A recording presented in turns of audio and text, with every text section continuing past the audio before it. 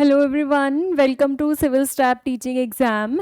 My name is Lisha and today in this session we are going to continue with our series of PYQs of HP TGT Commission. I hope you all are doing good and आप सब ने अभी तक जो PYQs की series हमने start की है वो सारी सीरीज़ जो है आपने तीन या चार लेक्चर्स हमारे कंप्लीट हुए हैं. I hope you all must have watch those lectures and there is no doubt in that lecture. अगर आपको कोई डाउट आता है तो आप कमेंट सेक्शन में छोड़ सकते हैं. Plus even you can ask in the live class जो हमारी डेली 5:15 बजे स्केड्यूल होती है. मैं आपको डेली 5:15 बजे मिलती हूँ. आपको तब कोई डाउट होता है you can ask in that session also. So I hope my voice is clearly audible to every one of you and the screen is visible. There is no buffering and we are ready to start the class, right? So I hope you all are going to participate actively in the class क्योंकि class interesting तभी बनती है specially question answers की जब interaction is from both the sides, right. तो अगर आप interact करेंगे तो क्लास इंटरेस्टिंग होगी. क्वेश्चंस बहुत अच्छे होने वाले हैं. हर एक चीज़ को मैं एक्सप्लेन भी करूंगी उस फिनोमिना को, ठीक है. So without wasting much of our time let us start with the class. ठीक है, क्लास को स्टार्ट करते हैं. एक बार सेशन को लाइक और शेयर दोनों कर देना, ठीक है. Before I would like before starting the session I would like you all to just like and share the session. Okay, so I think the first question we have discussed earlier also. तो इससे ये पता लगता है कि questions repeat होते हैं, है ना. इससे ये पता लगता है कि questions repeat होते हैं और PYQs की क्या importance है. हमारे एग्जाम में PYQs की इंपॉर्टेंस क्या है, because questions get repeated. And अगर कोई क्वेश्चन मैंने पहले किया हुआ है तो ऑब्वियसली मैं श्योर होंगी कि मेरा ये आंसर ठीक होने वाला है ना. So that is why I think अब मेरे को ऐसा लगता है कि आपको सबको इसका आंसर जरूर पता है क्योंकि ये हमने पहले डिस्कस किया है. एक बार क्वेश्चन को देख लीजिए. क्वेश्चन क्या है, ईयरफोन्स ऑफ टेलीफोन कन्वर्ट्स. जो टेलीफोन होते हैं उसके जो हमारे ईयरफोन्स होते हैं वो क्या करते हैं, they convert chemical to sound, they convert electrical to sound, they convert EM to sound, या they convert sound to electrical. What do they do? वो क्या करते हैं आपने बताना है मुझे. वो क्या करते हैं? ईयरफोन्स ऑफ टेलीफोन कन्वर्ट क्या करते हैं वो? Yes, I am waiting for the reply. I think आपको समझ आ रहा होगा. Earphones of telephone convert chemical to sound, electrical to sound, EM to sound या साउंड टू इलेक्ट्रिकल. यस, अब जो टेलीफोन में सिग्नल आ रहा है थ्रू वायरलेस कम्युनिकेशन, जो भी सिग्नल आ रहा है आपके कान पे वो इलेक्ट्रिकल है, राइट. लेकिन आप इलेक्ट्रिकल सिग्नल्स को नहीं समझ सकते हैं. हमें नहीं समझ आएगी भाई, क्योंकि इलेक्ट्रिकल सिग्नल 0-1 की फॉर्म में होंगे, बाइनरी कोड्स में होंगे. बाइनरी कोड मुझे थोड़ी समझ आएगा, है ना. तो I need to convert that binary code, that electrical signal to the sound signal, क्योंकि मुझे तो साउंड समझ आएगा ना, है ना. वी आर ह्यूमन बींग्स, मुझे तो साउंड समझ आएगा. So what earphones of telephone do? They convert electrical signal to sound signal, क्योंकि you know that according to law of conservation of energy, energy को ना create कर सकते ना destroy कर सकते, but it can be converted from one form to another, क्योंकि वो one form से दूसरे form में convert की जा सकती है. तो यहाँ पे electrical signal आपका sound signal में convert करेगा कौन? earphone of telephone. क्लियर होगा सबको, ठीक है. मैं बार बार बोलती हूँ, किसी को कोई भी फिर भी डाउट हो आप कमेंट सेक्शन में लीव कर सकते हैं, आप पूछ सकते हैं, ठीक है. You are very liberal to ask. Next question. Again ये क्वेश्चन भी शायद हमने पहले किया हुआ है. इफ़ आपको याद है तो अच्छी बात है, नहीं याद है तो आई थिंक अब आपको याद हो ही जाएगा, है ना. तो क्वेश्चन क्या है, law of electromagnetism tells us that energy can be transferred from one object to another. law of electromagnetism कहता है कि एनर्जी को एक जगह से दूसरी जगह ट्रांसफर किया जा सकता है, even if there is no material medium between them, only if they are connected by a cable, instantaneously, only in the pulses but not continuously. Question को पढ़ो ध्यान से, ध्यान से देखो क्वेश्चन को. क्वेश्चन क्या कह रहा है, लॉ ऑफ इलेक्ट्रोमैग्नेटिज्म कहता है कि एनर्जी को ट्रांसफर किया जा सकता है एक ऑब्जेक्ट से दूसरे ऑब्जेक्ट में। अभी मैंने आपको बताया कि energy can be transferred from one place to another, from one object to another, ये बात तो मुझे पता ही है, ठीक है। Even if there is no material medium between them, चाहे मीडियम हो चाहे ना हो, कंडक्ट हो जाएगी। दूसरी बात, only if they are connected by a cable, अगर वो केबल से कनेक्टेड होंगे तभी एनर्जी ट्रांसफर होगी। इंस्टेंटेनियस ट्रांसफर होगा एनर्जी का, या फिर only in pulses but not continuously, pulses की फॉर्म में होगी, कॉन्टिन्यूसली ट्रांसफर नहीं होगी एनर्जी। तो मुझे पता है भाई इलेक्ट्रोमैग्नेटिक जो एनर्जी होती है, जैसे जो सन से एनर्जी आ रही है that is electromagnetic in nature, ठीक है। सन से जो एनर्जी आ रही है that is electromagnetic in nature, but that is getting transferred from sun to earth, वो सन से अर्थ में आ रही है। और सन और अर्थ के बीच में कितना तो वैक्यूम है, कितना तो वैक्यूम है, तो ये बात तो गलत हो गई ना, ये बात तो सही हो गई ना। Even if there is no material medium, चाहे मटेरियल मीडियम है चाहे मटेरियल मीडियम नहीं है, इट विल गेट ट्रांसफर्ड, वो ट्रांसफर होगी ही होगी, उसको मीडियम की जरूरत ही नहीं है। समझ गए, समझ गए सभी, ठीक है। अगर यहाँ पे वो साउंड की कहीं बात करता तो भाई साउंड को तो चलो मीडियम चाहिए चलने के लिए। You can not here your friend on moon, अगर आप मून पे चले जाओ आपको अपने फ्रेंड की आवाज नहीं आएगी, क्यों? क्योंकि sound is a mechanical energy and mechanical energy needs material medium for propagation, उनको चलने के लिए मटेरियल चाहिए, तो साउंड नहीं सुनाई देती। पर यहाँ हम ईएम वेव्स की बात कर रहे हैं और ईएम वेव्स चल लेती हैं, ठीक है। Next, which of the following is a vector quantity, इनमें से कौन सी क्वांटिटी वेक्टर क्वांटिटी है? Kinetic, work, power, angular momentum, कौन सी क्वांटिटी वेक्टर क्वांटिटी है? आंसर ध्यान से सोचना है सबने, सबने आंसर ध्यान से सोचना है, जल्दबाजी में आंसर नहीं देना क्योंकि बहुत इजी क्वेश्चन है।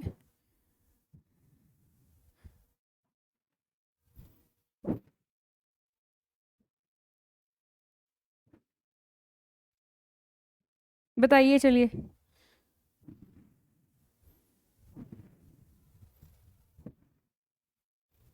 बताइए बताइए। तो we know that vectors and scalars क्या होते हैं? वेक्टर क्वांटिटीज वो होती हैं जिनके पास मैग्नीट्यूड भी है, जिनके पास डायरेक्शन भी है, प्लस प्लस प्लस प्लस एक और चीज that they follow laws of vector addition. मतलब अगर किसी के पास ये दो क्वांटिटीज हैं लेकिन ये थर्ड नहीं है तो वो वेक्टर नहीं है। जैसे करंट, करंट की डायरेक्शन भी होती है, करंट का मैग्नीट्यूड भी होता है, फिर भी उसको वेक्टर में काउंट नहीं किया जाता क्योंकि वो लॉज ऑफ वेक्टर एडिशन को फॉलो नहीं करता है, ठीक है। तो कंप्लीट डेफिनेशन ये बनेगी। और स्केलर क्या होता है? स्केलर क्या होता है? जिसका सिर्फ मैग्नीट्यूड है, जिसका सिर्फ मैग्नीट्यूड है, आपको डायरेक्शन से मतलब ही नहीं है। अब क्वेश्चन क्या है? अब क्वेश्चन को देखेंगे जल्दी से। कौन सी क्वांटिटी वेक्टर क्वांटिटी है? तो काइनेटिक एनर्जी तो स्केलर है, energy is always a scalar, energy में तो आपको साइन से मतलब ही नहीं होता। वर्क इज अ स्केलर क्योंकि work done is equal to F dot S, dot product of two vector quantities, दो वेक्टर क्वांटिटीज का डॉट प्रोडक्ट हमेशा स्केलर होता है, तो वर्क डन तो स्केलर क्वांटिटी है। Power, power is energy by time, work done by time, दोनों ही स्केलर है तो पार भी स्केलर है।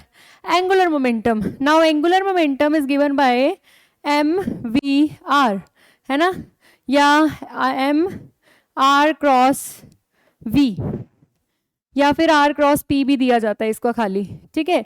तो ये तो भाई वेक्टर क्वांटिटी है। Cross product of two vector quantities is a vector, dot product of two vector quantities is a scalar. दो वेक्टर क्वांटिटीज का डॉट प्रोडक्ट स्केलर आता है, दो वेक्टर क्वांटिटीज का क्रॉस प्रोडक्ट वेक्टर आता है। तो ये जो है ये वेक्टर है, ये बात ध्यान रखनी है सबने। क्या? Dot product of two vectors is a scalar. अगर मैं आपको कहूं ई डॉट बी, ये वेक्टर होगा या स्केलर होगा? ई डॉट बी वेक्टर होगा या स्केलर होगा? क्या आंसर होगा आपका इसमें? ई डॉट बी में ई एक वेक्टर क्वांटिटी है, बी एक वेक्टर क्वांटिटी है, और अभी बताया दो वेक्टर्स का dot product is a scalar, तो ये क्या होगा, स्केलर होगा। ठीक है, अब अगर मैं बात करूं यहां पे कि अभी मैंने आपको एक बात बताई ना, cross product of two vectors is a vector. तो अगर आपको कोई बोले E क्रॉस B, ये वेक्टर होगा या scalar? E cross B vector होगा या स्केलर? क्रॉस प्रोडक्ट है दो वेक्टर्स का, तो क्या होगा, स्केलर होगा, सॉरी वेक्टर होगा, है ना। ठीक है ना, एग्जाम्पल्स भी दे दिए, अगर पेपर में पूछ लेते हैं तो भी पता लग गया कि क्या कैसे करना है। ठीक है, इन पॉइंट्स को नोट करेंगे सभी बच्चे, फिर हम आगे मूव ऑन करेंगे। नोट कर लो, विद एग्जाम्पल नोट कर लो, फिर हम आगे मूव ऑन करते हैं। ठीक है, जल्दी से कर लीजिए।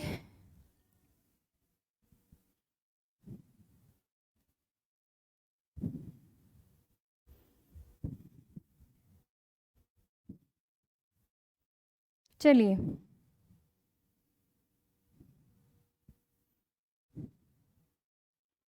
नेक्स्ट क्वेश्चन है, the working of rocket is based upon the principle of, है ना, बताइए।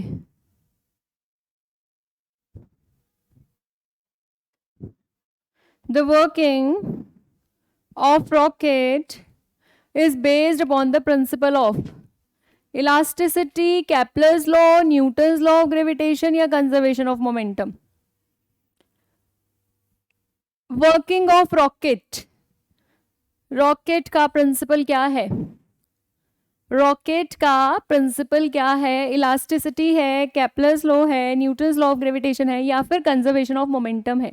What is the working of rocket, working principle of rocket?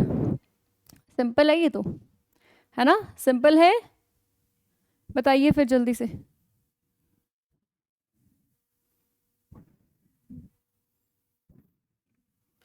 बताइए बताइए। तो देखिए, working of rocket is based upon the principle of, you know that elasticity का principal नहीं है, कैपलर्स के तो 3 लॉज हैं, उनमें से कोई ये नहीं है, न्यूटन लॉ ऑफ ग्रेविटेशन नहीं, कंजर्वेशन ऑफ मोमेंटम है। क्यों कंजर्वेशन ऑफ मोमेंटम है? क्योंकि कंजर्वेशन ऑफ मोमेंटम क्या कहता है कि total momentum before firing of rocket should be equals to the total momentum before firing, है ना। Total momentum before firing is equals to total momentum after firing या launching, कुछ भी कह लो, है ना। तो अब पहले आपका जो रॉकेट था वो रेस्ट में था, तो टोटल मोमेंटम इनिशियल वाला 0 था, तो फाइनली भी क्या होना पड़ेगा, 0 होना पड़ेगा। तो अगर रॉकेट ऊपर की तरफ जा रहा है तो उसका अगर मोमेंटम ऊपर की तरफ आ रहा है, तो जो गैसेस निकल रही है उनका मोमेंटम नीचे की तरफ होना चाहिए, ताकि ओवरऑल मोमेंटम क्या हो जाए, कैंसिल हो जाए, और आंसर क्या आ जाए, फाइनल मोमेंटम क्या आ जाए, 0 आ जाए। तो कंजर्वेशन ऑफ मोमेंटम पर बेस्ड है।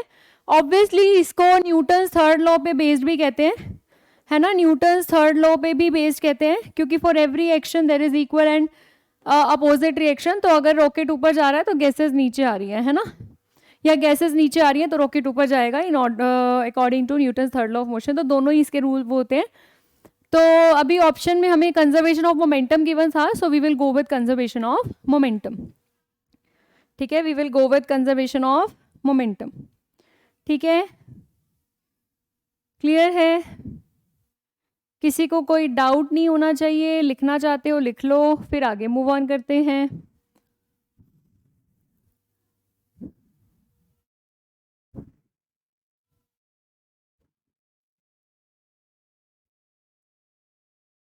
चले आगे।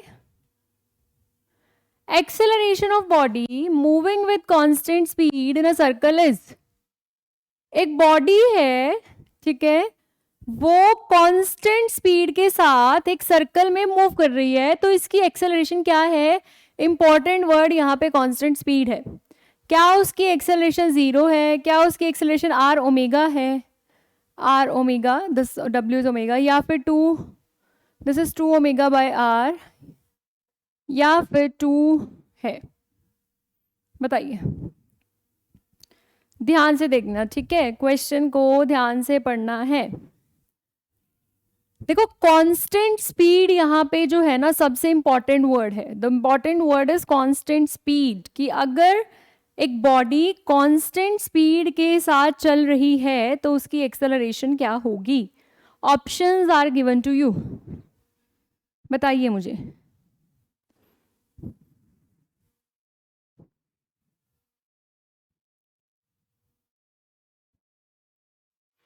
Take your time, but answer सही होना चाहिए। और मैंने वर्ड मेंशन कर दिया है, हाईलाइट कर दिया है कि वर्ड जो इंपॉर्टेंट है वो कांस्टेंट स्पीड है, आंसर उसी के अकॉर्डिंग आना चाहिए, ठीक है, क्लियर है। दीजिए दीजिए, जल्दी से आंसर दीजिए।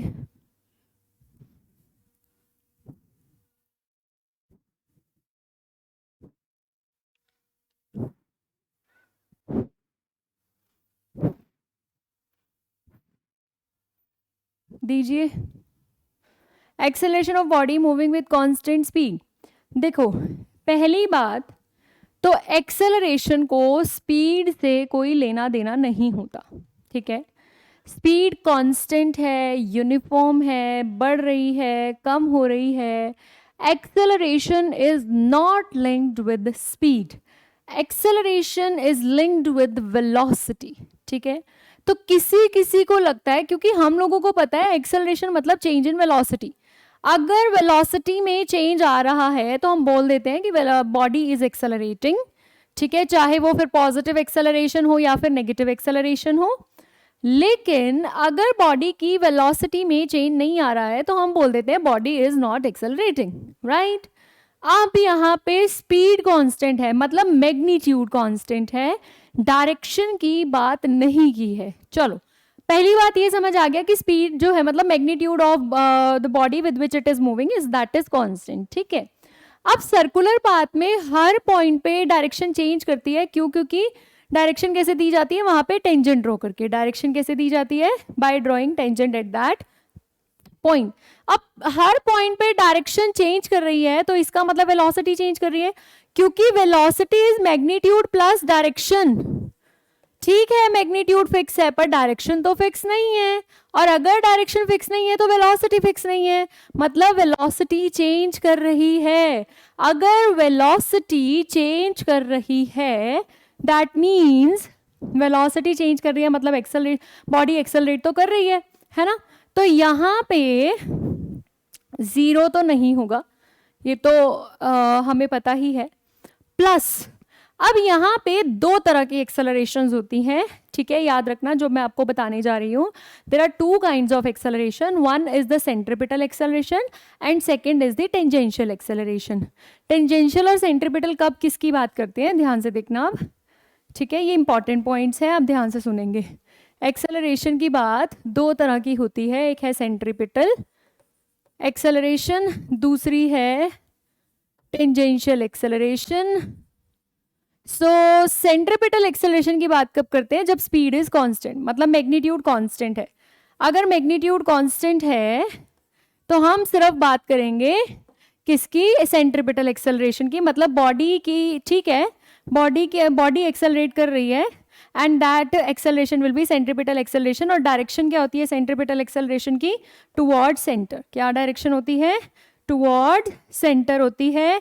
और जब हम टेंजेंशियल एक्सेलरेशन की बात करते हैं तो टेंजेंशियल एक्सेलरेशन की बात तब करते हैं, ठीक है, देखो स्पीड कांस्टेंट ना भी हो तो वेलोसिटी तो हमेशा ही चेंज करेगी क्योंकि डायरेक्शन चेंज कर रही है ना। तो यहाँ पे हम बात तब करते हैं जब स्पीड भी क्या हो जाए, चेंज कर रही है, मतलब मैग्नीट्यूड भी चेंज कर रहा है, डायरेक्शन तो चेंज कर ही रही है, plus magnitude is also changing. At that point, we talk about tangential acceleration AT, whose direction is given by along the tangent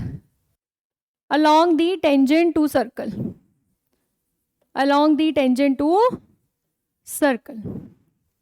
समझ गए, बोलो भाई। अब यहाँ पे किसकी बात होगी, सेंट्रीपिटल एक्सेलरेशन की बात होगी, क्योंकि सेंट्रीपिटल एक्सेलरेशन की बात क्यों होगी, क्योंकि स्पीड कांस्टेंट है ना, और वहां पे सेंट्रीपिटल एक्सेलरेशन का जो फॉर्मूला होता है that will be r omega square, ठीक है।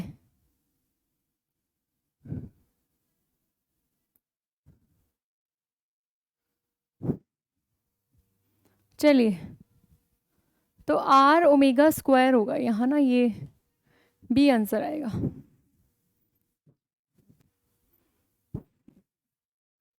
Next, a man pulls out a man pulls a bucket out of well by means of rope. The work done by man is positive, negative, zero, none. क्या आएगा यहाँ पे, देखिए सभी ध्यान से देखेंगे। A man pools a bucket out of a well bye means of rope, एक रस्सी से एक मैन जो है बकेट को बाहर निकाल रहा है। The work done by man is, man कैसा काम कर रहा है, क्या उसका काम पॉजिटिव है, नेगेटिव है, जीरो है, या कुछ भी नहीं है, कह सकते आप।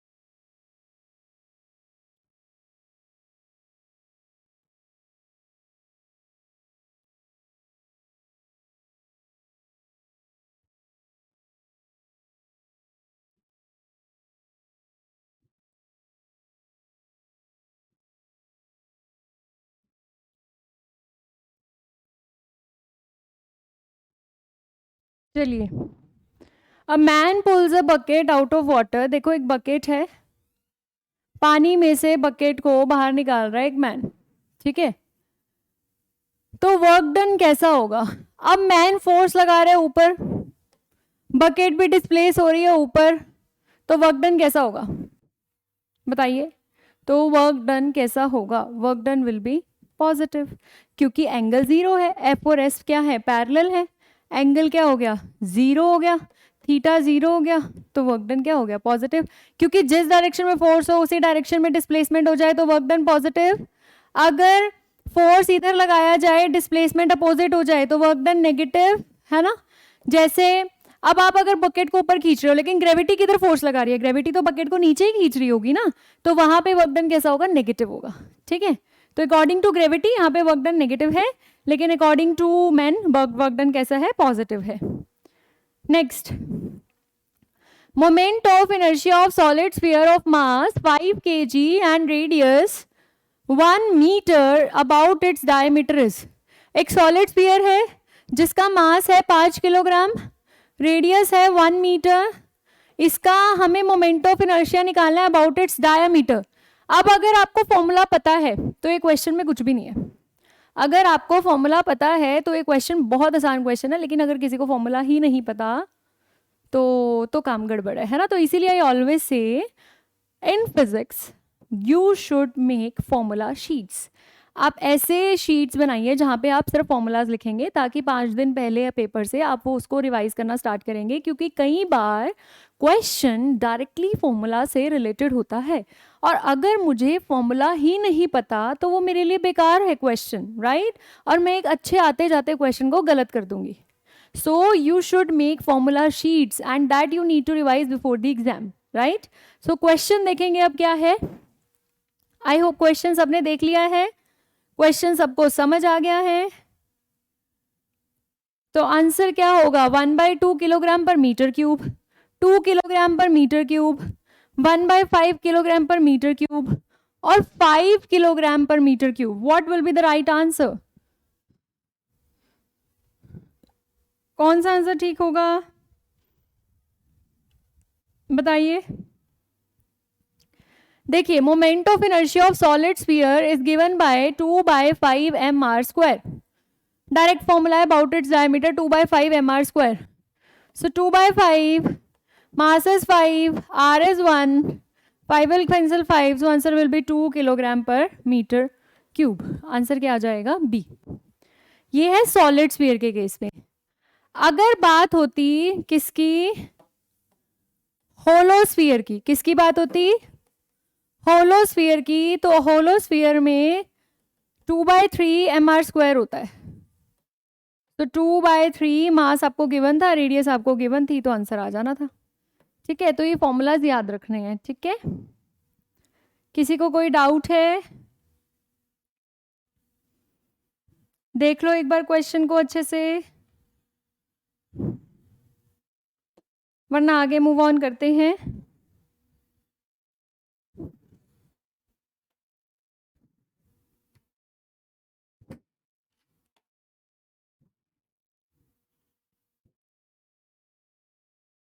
The angle between the equatorial plane, this is plane, and orbital plane of a geostationary satellite is 0, 60, 90, 120। ये इक्वेटोरियल प्लेन है और ऑर्बिटल प्लेन। ठीक है, ऑर्बिटल प्लेन जो होगा जियो स्टेशनरी सैटेलाइट का, उनके बीच में एंगल बताना है कितना होगा, 0 डिग्री, 90 डिग्री, 60 डिग्री या 120 डिग्री। अब मैंने ऑर्बिटल प्लेन नहीं बनाया है, क्योंकि अगर मैंने वो बना दिया ना तो फिर आप सब आंसर दे दोगे। तो मैं चाहती हूँ पहले आप थोड़ा सा अपना दिमाग लगाइए और फिर मैं आपको एक हिंट दूँ, अगर आपसे वो नहीं होता है। ठीक है, so I will be giving you hint, then हम अपना दिमाग लगाना, फिर नहीं होता तो फिर I will be explaining the result.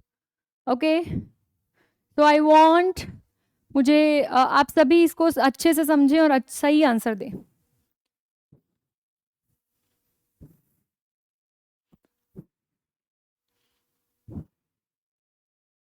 Equatorial plane and orbital plane of geo stationary satellite के बीच में क्या एंगल होता है? क्या एंगल होगा?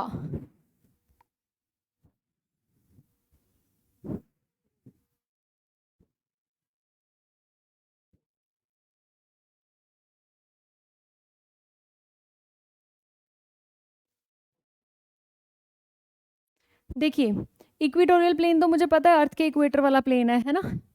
अब जियो स्टेशनरी सैटेलाइट्स क्या होती हैं? मुझे पता है कि जियो स्टेशनरी से, जियो मीन्स अर्थ, स्टेशनरी मतलब एट रेस्ट। वो सैटेलाइट्स जो अर्थ के रिस्पेक्ट में रेस्ट पे है, वो वैसे रेस्ट पे नहीं है, वो अर्थ के रिस्पेक्ट में रेस्ट पे है। मतलब अर्थ वाले बंदे को लगेगा कि वो चल नहीं रही है, लेकिन वो एक्चुअली चल रही है। अब मुझे कोई चीज कैसे नहीं लगेगी वो चल रही है, जब वो मेरी ही स्पीड से चले, मेरी ही डायरेक्शन में चले, तो मुझे लगेगा कि वो चीज चल ही नहीं रही, क्योंकि वो मेरे रिस्पेक्ट में, वो रेस्ट में है, क्योंकि मेरे हिसाब से उसका जो डिस्टेंस है वो चेंज नहीं कर रहा। कोई चीज मेरे हिसाब से मूविंग कब है? जब उसका डिस्टेंस मुझसे चेंज कर रहा हो।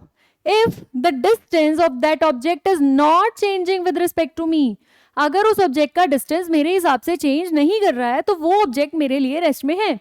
तो जियो स्टेशनरी सैटेलाइट मीन्स ऐसी सैटेलाइट जो अर्थ के रिस्पेक्ट में रेस्ट में। कौन सी सैटेलाइट अर्थ के रिस्पेक्ट में रेस्ट में होंगी? जो अर्थ के हिसाब से चल नहीं रही, मतलब अर्थ की ही डायरेक्शन में मूव कर रही है। अर्थ मूव कर रही है फ्रॉम वेस्ट टू ईस्ट, वो भी वेस्ट टू ईस्ट मूव कर रही है। जिस स्पीड से अर्थ मूव कर रही है उसी स्पीड से वो मूव कर रही है, तभी अर्थ को लगेगा ना कि वो उसके रिस्पेक्ट में रेस्ट में है। तो मतलब वो भी ऐसे ही मूव कर रही है, उनका वो भी वही है ना, प्लेन भी वही है। तो यहाँ पे क्या एंगल बनेगा? आई गेस अब तो सबको समझ आ रहा होगा कि क्या एंगल बनेगा between the equatorial plane and the orbital plane of geo stationary satellite. I guess अब तो आप सबको ही पता लग रहा होगा दैट दे आर पैरेलल, दोनों पैरेलल हैं। पैरेलल हैं तो एंगल क्या हो जाएगा? क्या हो जाएगा? ठीक है, यहीं पे मैं आपसे पूछूं, अगर यहीं पे क्वेश्चन को ऐड करते हैं, अगर angle between equatorial plane and plane of polar satellite, क्या आंसर होगा? ऑप्शंस वही हैं आपके पास, 0, 60, 90, सपोज 120 यहाँ पे ऐसे है। ये बताइए मुझे, अगर मैंने एक क्वेश्चन ऐड कर दिया, इक्वेटोरियल वाला पूछा हुआ था, जियो स्टेशनरी वाला पूछा हुआ था, मैंने आपसे पोलर वाला पूछा है, क्या आंसर देते अगर आपसे मैं ये पूछती तो? What would be your answer?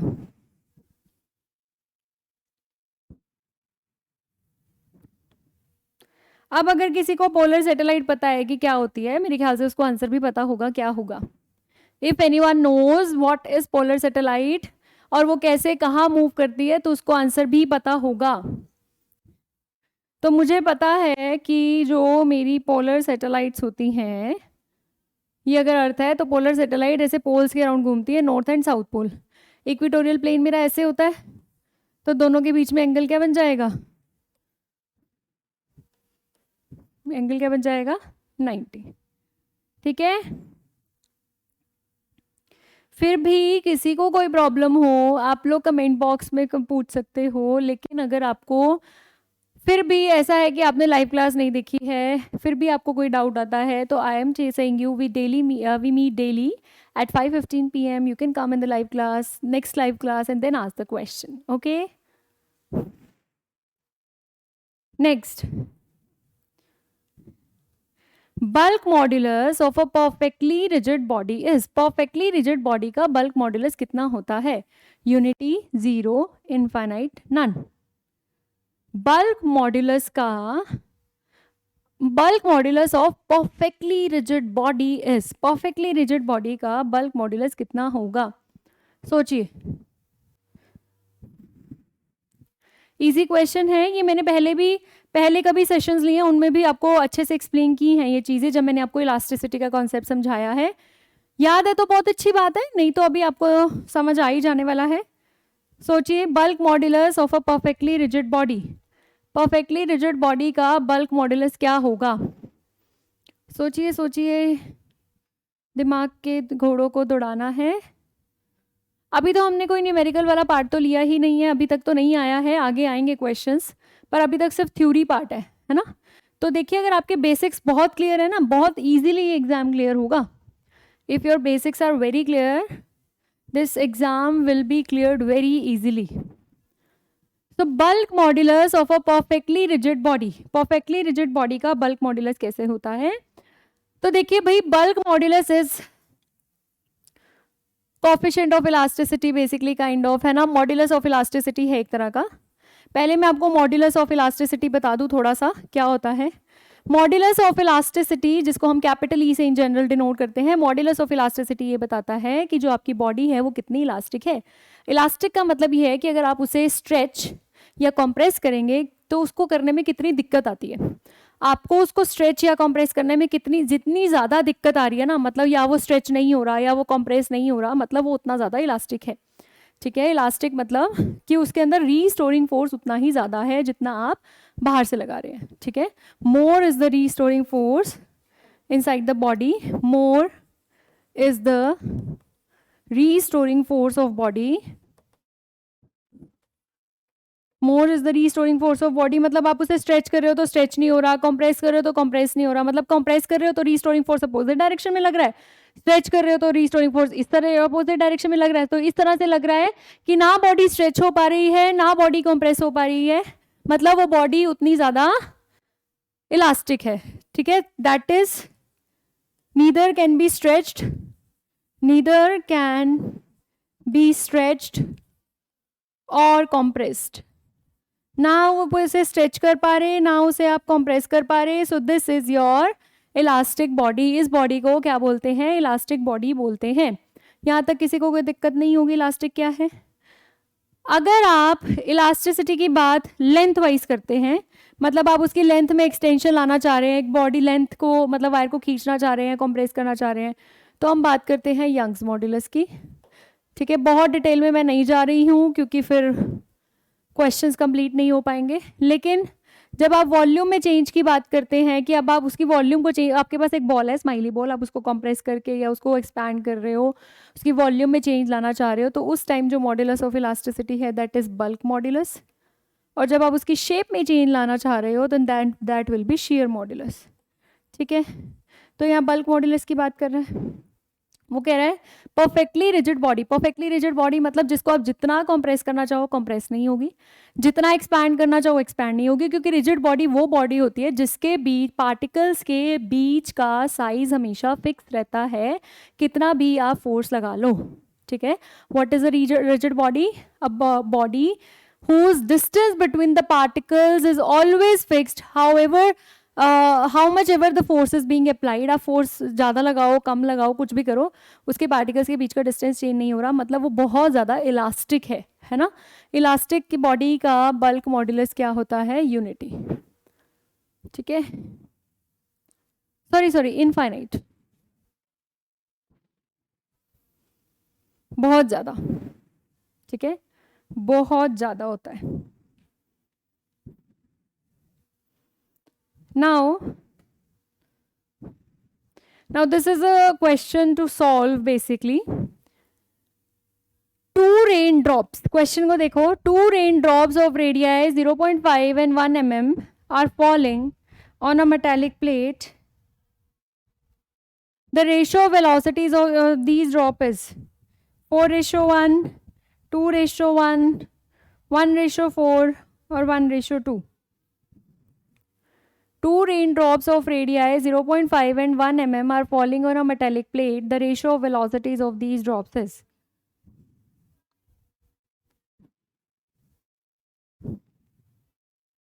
करिए इसे solve.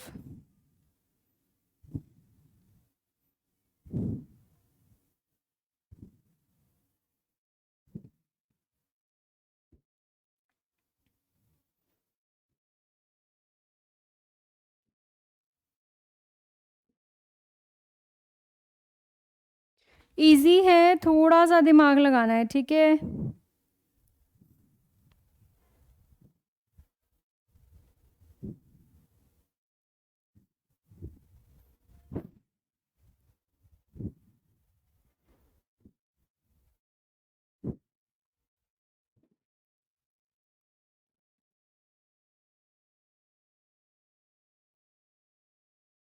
I am giving you hint. यहाँ पे आप लोगों को वेलोसिटी, टर्मिनल वेलोसिटी का फॉर्मूला लगाना है। वो क्या है?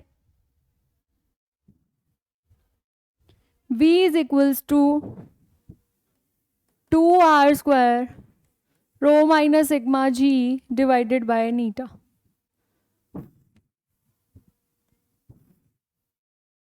यहाँ से आपको पता लग रहा है कि v is directly proportional to r², है ना।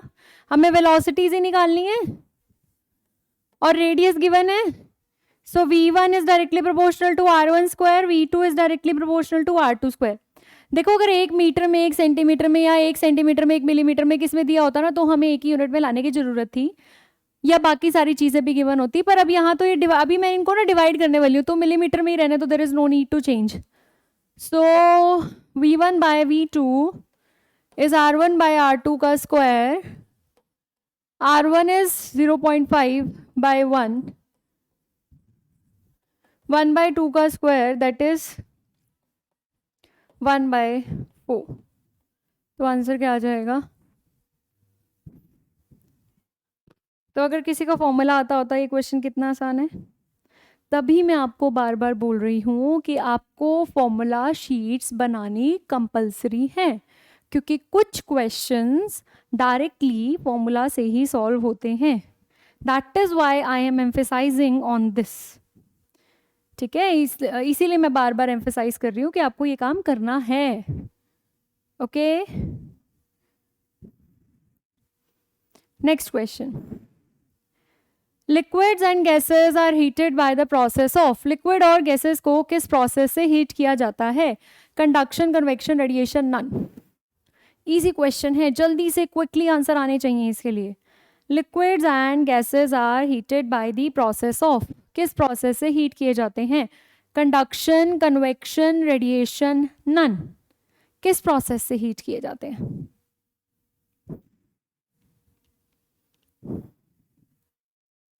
बताइए बताइए।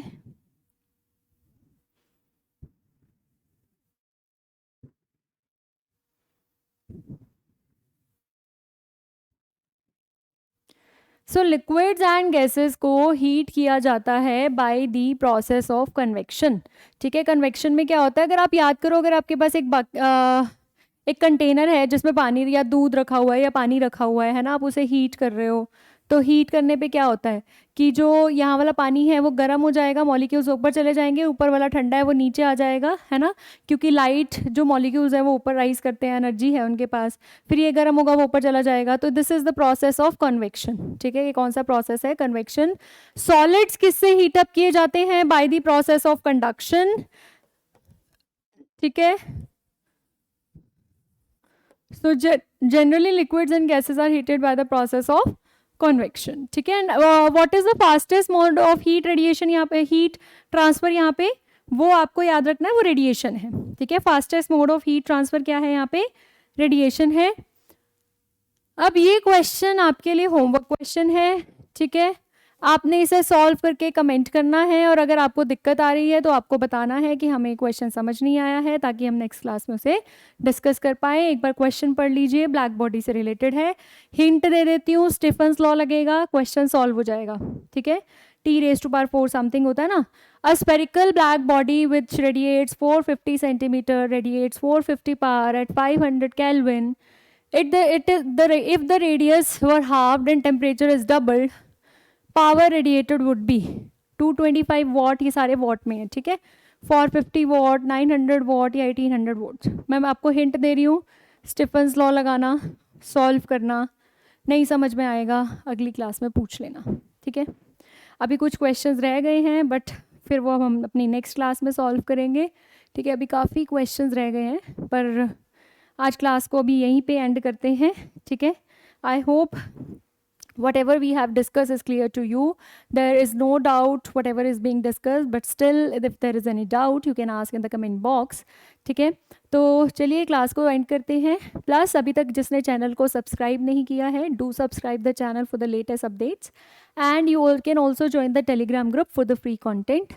थैंक यू सो मच, मिलते हैं नेक्स्ट क्लास में सेम टाइम।